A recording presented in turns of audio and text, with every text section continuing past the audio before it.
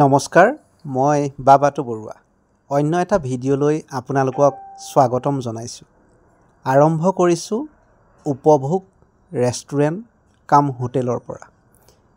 এটা সুন্দৰ পৰিৱেশ। উপভোগ বুলি ক'লে যিটো নাম ব্ৰেণ্ড সকলোৱে নিশ্চয় চিনি পায়।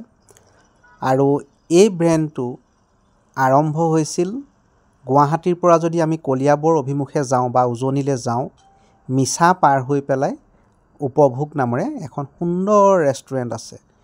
আৰু তাতে আমি খোৱা বোৱা কৰোঁ আৰু পাপৰি মই এনেধৰণে আমি তাতে গ'লে খাওঁৱেই। আৰু বিভিন্ন কলা কৌশলীৰ পৰা ধৰি অসমৰ সৰহভাগ মানুহেই তাতে খায় আৰু সকলোৱে ভাল এটা ৰিভিউ দিয়ে, ভাল পায়।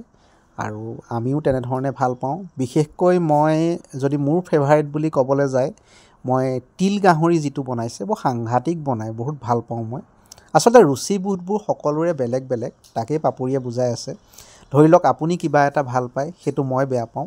গতিকে হোটেল ইণ্ডাষ্ট্ৰি বস্তুটো এনেকুৱা, মই ভাল পালেই আপুনি পাব লাগিব বা আপুনি ভাল পালেই মই পাব লাগিব, তেনেকুৱাও নহয় কথাটো। কিন্তু এটা কথা উপভোগত মোৰ বিশ্বাস আছে, আপুনি বেয়া নাপায়। উপভোগে সদায় সুন্দৰ খানা দি আহিছে।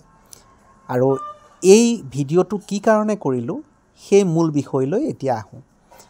এয়া পাপৰিয়ে কৈ আছিলে যে কথা হৈছে তেওঁলোকৰ গুৱাহাটীৰ বাসীৰ কাৰণে, তাৰমানে আমাৰ যিটো এয়াৰপৰ্ট ৰোড আমাৰ আছে ন আজাৰা পিনে, আৰু তাতে ৰাণী গেটৰ ওচৰত তেওঁলোকে উপভোগৰ নতুন এখন হোটেল কাম ৰেষ্টুৰেণ্ট খুলিছে। বৰ সুন্দৰভাৱে খুলিছে আৰু 2 নৱেম্বৰ দিনা তেওঁলোকে উদ্বোধন কৰিছিলে। আৰু উদ্বোধনী অনুষ্ঠানত পাপৰিক মাতিছিলে, মোকো মাতিছিলে আৰু বিশিষ্ট ব্যক্তিসকলো আছিলে। আমাৰ সকলোৰে চিনাকি চক্ৰপাণি পৰাশৰ আছিলে, আমাৰ মণ্টুমণি শইকীয়া আছিলে জনপ্ৰিয় গায়ক, আৰু ইমদাদ আলী আছিলে এডিটৰ ইন চিফ, আৰু আছিলে বিকাশ চেত্ৰী ইউটিউবাৰ, এনেধৰণে বিভিন্ন আছিলে। আৰু সুন্দৰকৈ আমি এসাঁজ খালোঁ আৰু 3 তাৰিখৰ পৰা ৰাইজৰ বাবে খুলি দিয়া হ'ল। এতিয়াৰ পৰা সকলোৱে গৈ খাব পাৰিব।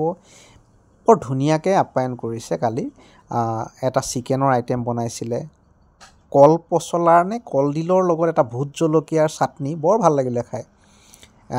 আৰু বিভিন্ন পনীৰৰ আইটেম আছিলে, মাছৰ টেঙা আইটেম আছিলে, এনেধৰণে বিভিন্ন আইটেমসমূহ আছিলে।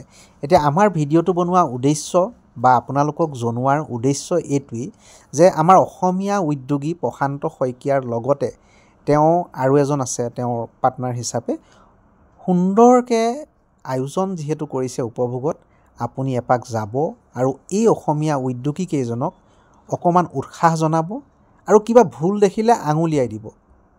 বৰ ভদ্ৰ আৰু অমায়িক ইয়াৰ অ'নাৰ প্ৰশান্ত শইকীয়া। গতিকে আপোনালোকে উৎসাহ জনাব বুলি মই বাবাটো বৰুৱাৰ তৰফৰ পৰা অনুৰোধ থাকিল।